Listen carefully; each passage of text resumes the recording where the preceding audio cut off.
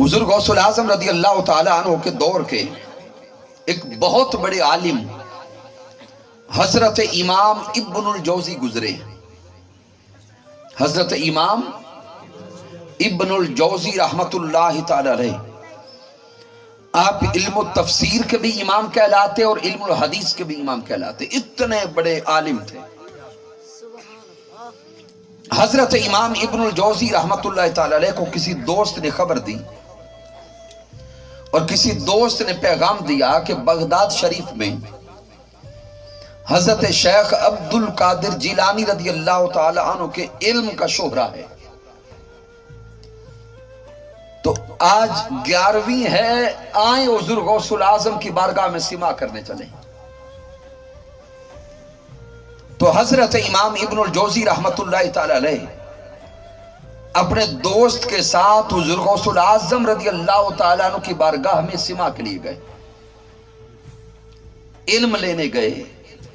لیکن سامعین محترم، ایک فطری بات ہے کہ کوئی بھی انسان جس فیلڈ کا ماہر ہوتا ہے وہ اپنی فیلڈ کے دوسرے انسان کو جانچتا ضرور ہے. یہ نیچرل بات ہے، فطری بات ہے. مثال کے طور پہ آپ کے مستری کام کر رہے ہیں، اگر کوئی باہر سے نماز پڑھنے کے لیے بھی مستری آ جائے گا، حالانکہ وہ صرف نماز پڑھنے آیا، اس کا کوئی کام نہیں کہ یہاں پہ کون کیا کر رہا ہے.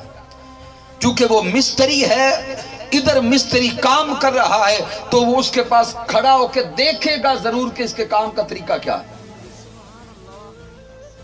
یعنی جو انسان جس بھی پیشہ میں ماہر ہوتا ہے اپنے پیشے کے دوسرے لوگوں کو وہ جانچتا ضرور ہے.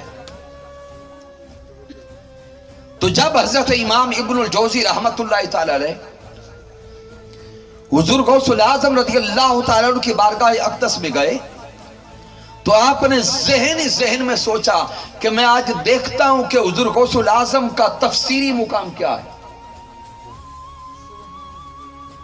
ادھر حضور غوث العظم کلاس شروع کرتے ہیں، واعظ و نصیحت کا آغاز کرتے ہیں، تو قرآن مجید فرقان حمید کی آیہ کریمہ کی تلاوت کرتے ہیں. حضور غوث العظم تلاوت قرآن کرتے ہیں اور پھر فرماتے ہیں کہ اس آیہ مبارکہ کی پہلی تفسیر یہ ہے. حضور غوث العظم پہلی تفسیر بیان کرتے ہیں. جو دوست حضرت امام ابن الجوزی کے ساتھ بیٹھا تھا وہ پوچھتا ہے، ابن الجوزی کیا یہ تفسیر آپ کو پہلے آتی تھی؟ ابن الجوزی یوں اس بات میں ساری لاتے ہیں، ہاں یہ تفسیر پہلے میں جانتا ہوں. حضور غوث العظم پھر فرماتے ہیں کہ اس آیہ مبارکہ کی دوسری تفسیر یہ ہے، دوسری تفسیر بیان کرتے ہیں. ابن الجوزی پھر اس بات میں ساری لاتے ہیں کہ یہ تفسیر بھی پہلے میں جانتا ہوں. پھر حضرت شیخ عبد القادر جیلانی تیسری تفسیر کرتے ہیں. امام ابن الجوزی پھر ساری لاتے ہیں کہ یہ تفسیر بھی پہلے جانتا ہوں. یہاں تک کہ حضور غوث العظم تفاسیر کرتے گئے، 11 تفاسیر تک امام ابن الجوزی یہی کہتے رہے کہ یہ تفسیر میں پہلے جانتا ہوں. 11 تفاسیر تک یہی کہتے رہے یہ پہلے جانتا ہوں، یہ علم میرے پاس پہلے ہے. پھر حضور غوث العظم فرماتے ہیں 12ویں تفسیر یہ ہے.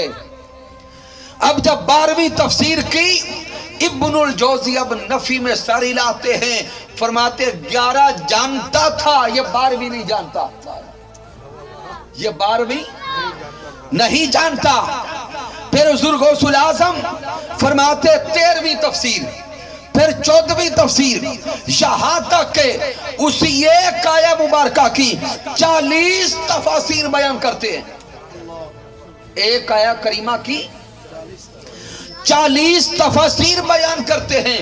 اور سامعین سوچیں تو صحیح، یہ 11ویں ہو رہی ہے، یہ 11ویں شریف ہو رہی ہے کہ خود حضور غوث العظم حضرت شیخ عبد القادر جیلانی ایک آیہ کریمہ کی 40 تفاسیر بیان کرتے ہیں.